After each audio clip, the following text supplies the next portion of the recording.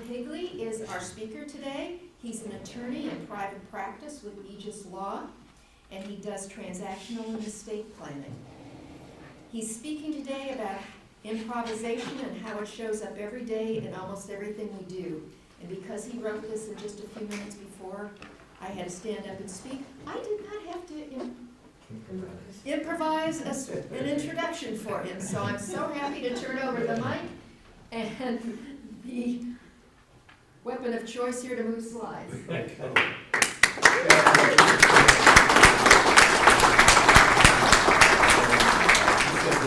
I came in this morning, I don't have an introduction for you. And so that's true. There might have been one on the website years ago, but it's no longer there.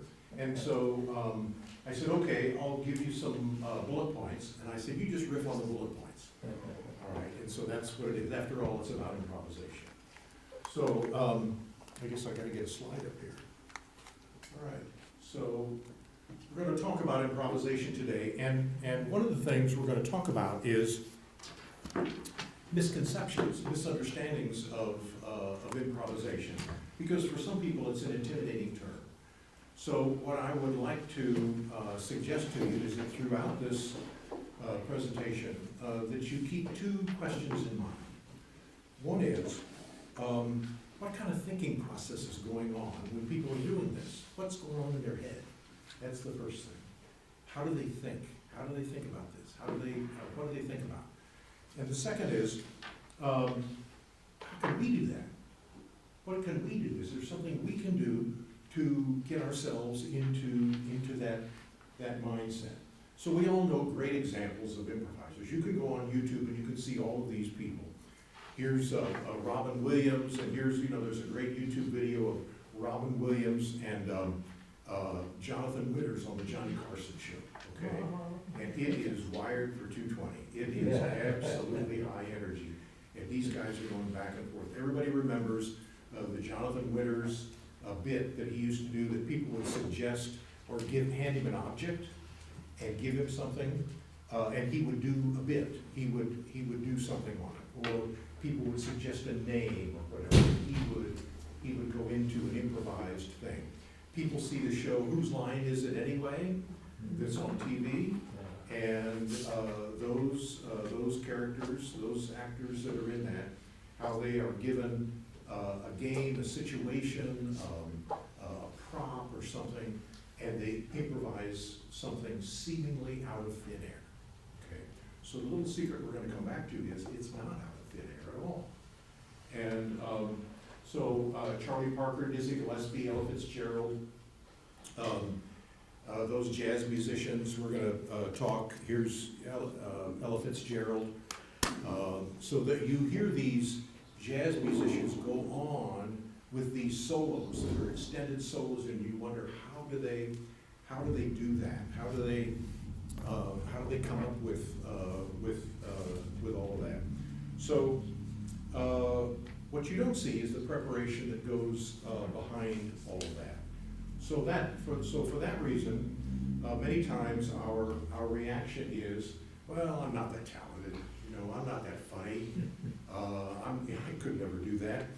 I don't want to deal with that. And it's pushing back, is what that is. I'm a planner. I need a plan. I function best with a plan. If I have a script, I'm in my element. I'm doing well. But you take away that, and I'm out there hanging out on my own. It's very intimidating. So the effect is to push things away. So let me suggest something. Do you think, or might you be open to the idea that you're improvising more than you think already in your life every day? So do you speak in any kind of conversation? Do you use the English language? Do you say something not having a clue as to what the next sentence is going to be? Do you engage in conversation and somehow the thoughts come to you? Do you talk to people, and are you able to get your ideas across? Are you able to do that? Are you able to refrain from gibberish? Are you able to do that? Okay, so that's one area, all right? So let's suggest that in ordinary conversation in the English language every day, you are improvising. Oh, wait a minute. Do you get your clothes all right in the morning? Do you get through your morning routine? Well, do you get in a car and drive somewhere? Do you do that? Are you going, do you have a script that you're doing of all that? Are you gonna play? You're not. You're not. So 99 and 44/100% of everything else in your day, I'm gonna suggest to you, is improvising. And but let's go back to those comedians or actors. Let's think about that. What is it that's attractive to us about that? What is it that makes us rich? Man, could I do that? You know, could I be that way? You see, that's not mine, is it? Okay. No. All right. So anyway, makes us think, what makes us find that attractive? What makes us think that we might like to do that? Is there something that we see that those people are doing that maybe we'd like to put into practice in our own lives? After all, looks like they're having fun.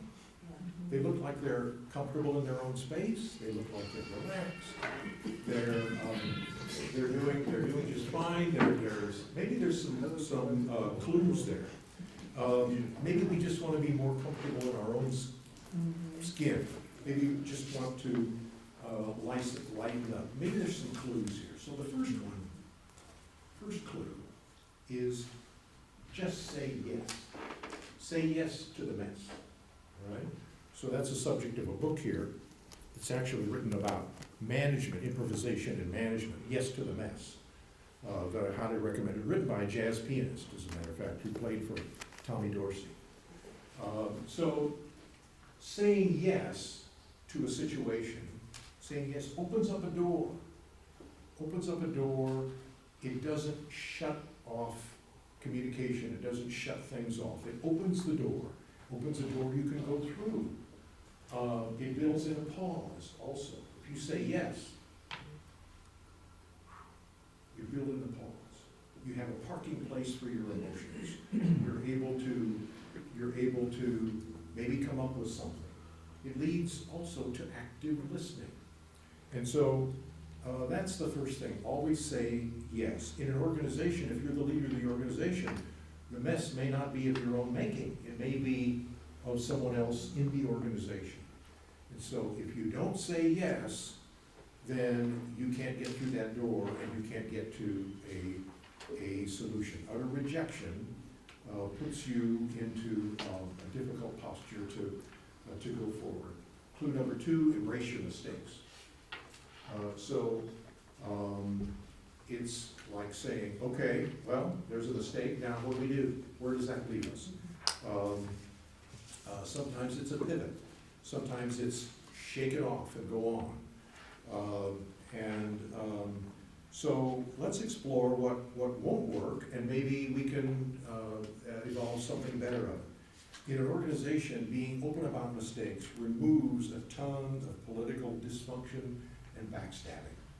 If you can be tolerant of mistakes and you realize nobody's perfect, we don't expect that of you, then there's a basis for moving on. Clue number 3 is be yourself without judgment. This is just a kind of a corollary to the first 2.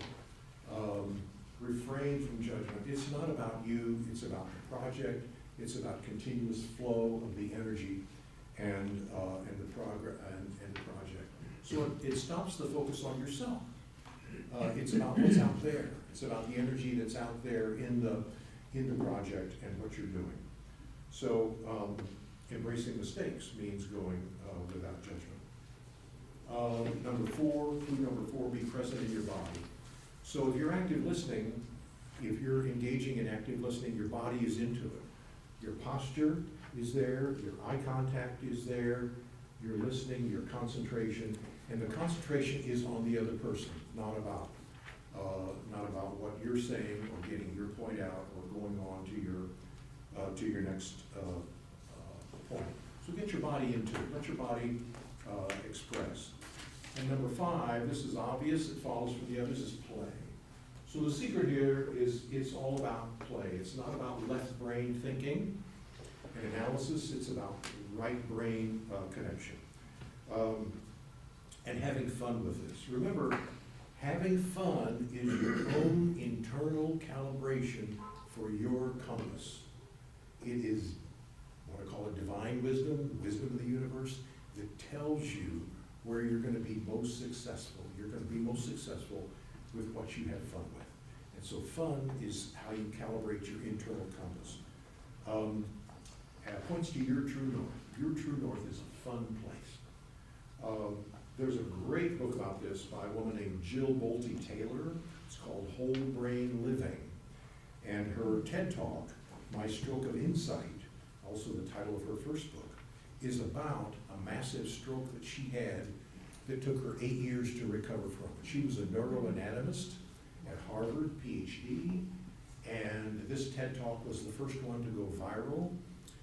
It's got several million views, and it's on over 250 websites, but it's called My Stroke of Insight. And the second book, Whole Brain Living, talks about integrating the patterns of thinking that are present in your brain. So, okay, so now we've got all these clues. We're no longer clueless. we know we're no longer clueless. How did they do that? How do those people, those entertainers, do that? And I've got 5 minutes here. So, first of all, what you express when you're improvising is always coming out of your own repertoire. So in spoken language, our first example in spoken language, you have a repertoire. It's called vocabulary. You have a repertoire. It's called grammar. It's what you've already learned. Where'd you learn that? Did you learn that right now on the spot? No. You learned it since you were this tall. You've been studying that. You've been using it, learning by doing. So, okay, well, we're not going to be entertainers. We're not going to be on the stage. We're not going to be comedians. So they're doing what they do, what they have fun with. How can we do better and apply these skills to what we have fun with? So the place to start is by looking at your own gifts. So your own repertoire, your own skills. Do you do selling? Do you do communication? Do you do teaching? Do you do marketing? Do you do all of those? Think of those as analogous to their situation. Maybe you communicate business, maybe you're an analyst, maybe you communicate business plans. What do you do best? Figure that out first. And figure out what captures your idle thoughts. What captures when you're not thinking about anything else, and you don't have to do anything else, where do your thoughts gravitate to? What do you think? Develop your own voice. So the jazz musicians always talk about developing your own voice. You don't want to sound like somebody else. You don't want to sound like Charlie Parker. He did that. Sound like yourself. Use those skills, but build it into your own voice. The world wants your own voice. What's the saying? Be yourself. Everybody else is taken. And so it's developing your own voice. And so you develop your own voice by what I call the 1,000-to-1 measure. So this is by experimenting with 1,000 other voices before you get the one that occurs naturally to you and that you're most comfortable with. So here's the irony. So it's the irony comes down to being a comfortable improviser comes as a result of relentless pursuit of not improvising. So you're not improvising, you're pursuing skills. You're doing something that's the opposite of improvising. And you get to a point where those skills are so integrated that you can apply them you can plug them in to a particular situation. So this means thinking things through when there's no audience.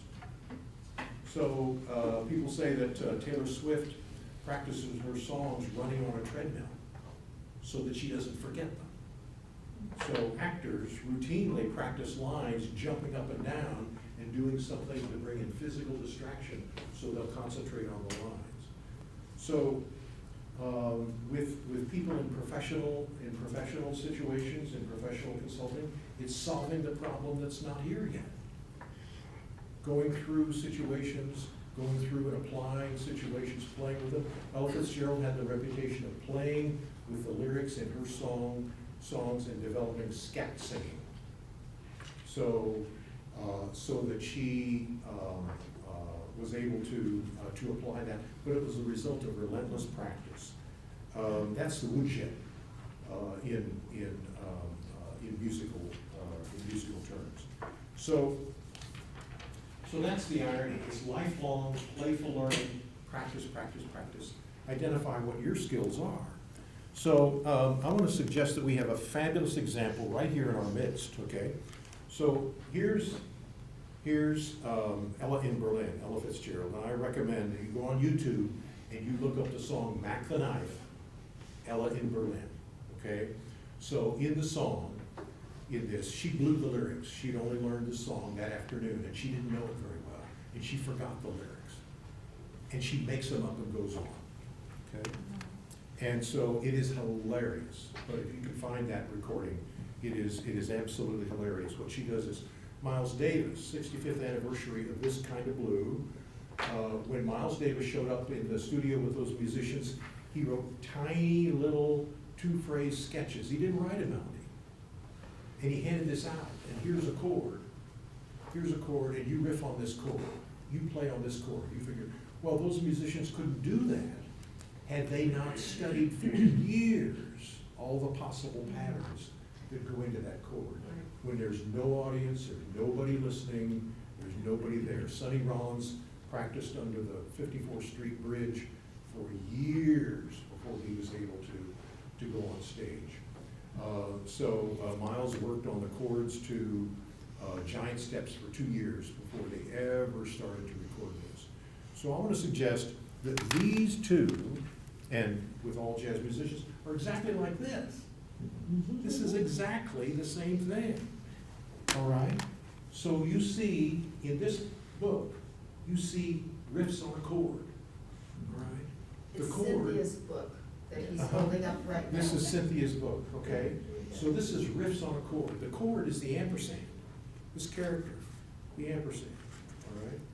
And so in this book, there are hundreds of riffs, hundreds of variations on this chord that she's developed. And my only question is, how many didn't make it into the book? There were, you know that there were hundreds of others that she chose not to put in the book. But it's that relentless practice and pursuit of, we call it improvisation. No, it's not, it's practice. It's being in command of your material. And my time is way, way, way over. So I'm glad I'm the last. I'll improvise and say yes.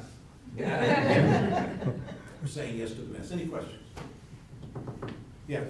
So more of a comment, thank you for this.